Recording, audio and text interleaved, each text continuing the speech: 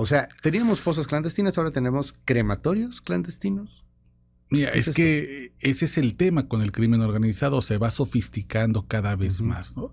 Los hallazgos que han hecho las madres buscadoras en Jalisco de estos hornos crematorios artesanales, digámoslo, es una etapa de cómo se desaparece en México. Ya lo habían advertido también otros colectivos de madres, por ejemplo en Tlajomulco, que en Jalisco se ocupaban las ladrilleras para deshacer los cuerpos. Y esta es una historia que nos habían contado, por ejemplo, la gente que vive en Altar, Sonora, que eso también lo hacía ya el cártel de Sinaloa con los migrantes que intentaban cruzar por ese lado del desierto hacia Estados Unidos. Ladrilleras, corrígeme, ¿dónde haces los ladrillos? Exacto. Que hay muchas en los pueblos. Muchísimas. Para hacer las casas. Exacto. Muchísimas, y que además hay de dos tipos. Hay una que puede montarse como si fuera una especie de fábrica artesanal, y hay otras que hacen, por ejemplo, de manera subterránea, ocupando, por ejemplo, el calor de algunas zonas que son muy calientes, sobre todo en desiertos.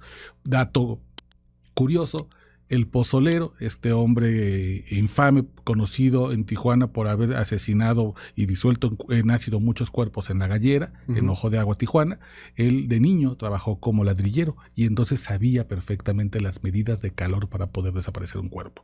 Pero ahora, Luis, lo que nos estamos enfrentando es que hay un vacío legal para regular los crematorios, los hornos crematorios para humanos. Insisto, para humanos porque hay hornos crematorios para mascotas, por ejemplo. Entonces, hago esta distinción, que uno puede adquirir y prácticamente los encuentra en internet y sin ningún tipo de regulación.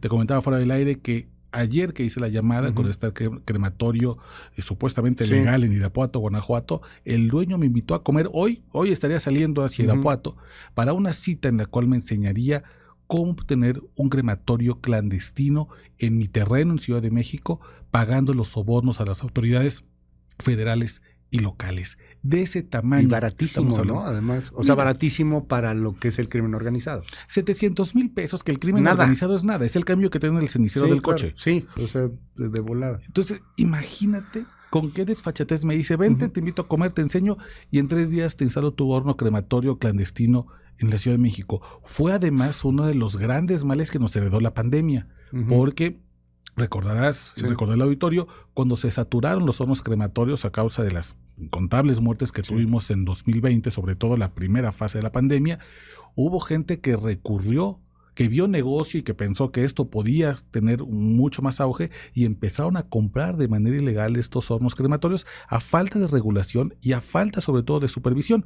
Fíjate, en un país con más de 100,000 desaparecidos, la autoridad no se pone de acuerdo en cuántos hornos crematorios hay de gobierno, cuántos privados, cuántos artesanales y mucho menos ni siquiera una cifra cercana a lo clandestino. No, y los clandestinos te lo ofertan sin problema en internet. Puedes comprarlos, puedes instalarlos y puedes desaparecer a la gente que tú quieras sin ningún problema, ¿no?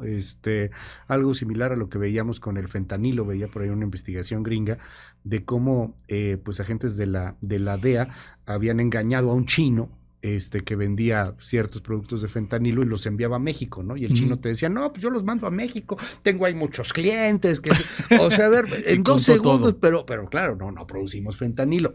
Hornos crematorios, no, hombre, no hay esa exageración para pegarle a los gobiernos. Qué triste, porque, dime algo, Oscar, o sea, si te meten a un horno crematorio, uno toca madera, pero desaparecen, alguien te desaparece y te mete ahí, ya nunca te encontraron, ¿no? No, es muy complicado.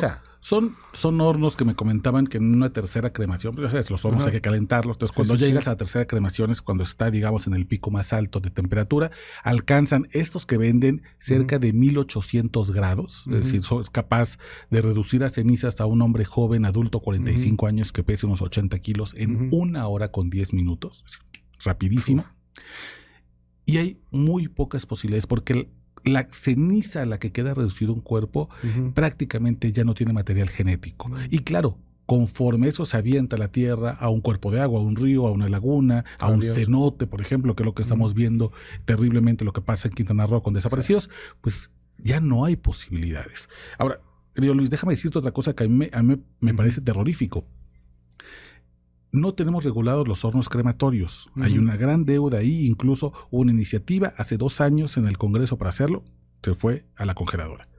Pero hay muchas otras cosas que en el país de los desaparecidos no tenemos regulado y que es una exigencia que los legisladores no han escuchado. Ahí está, por ejemplo, la regulación de la venta de ácido.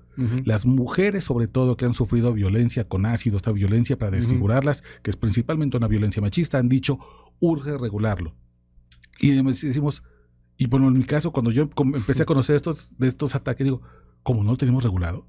No. En el país donde los Zetas hace 12 años nos enseñaron que se podía disolver un cuerpo en un tambo con ácido. Y todos los supimos, ¿no? Con los pozoleros. Sí. ¿No se reguló desde entonces? Bueno, no se ha regulado. Y no se ha regulado tampoco los crematorios. Oscar, muchísimas gracias. Como siempre, te seguimos en tu red.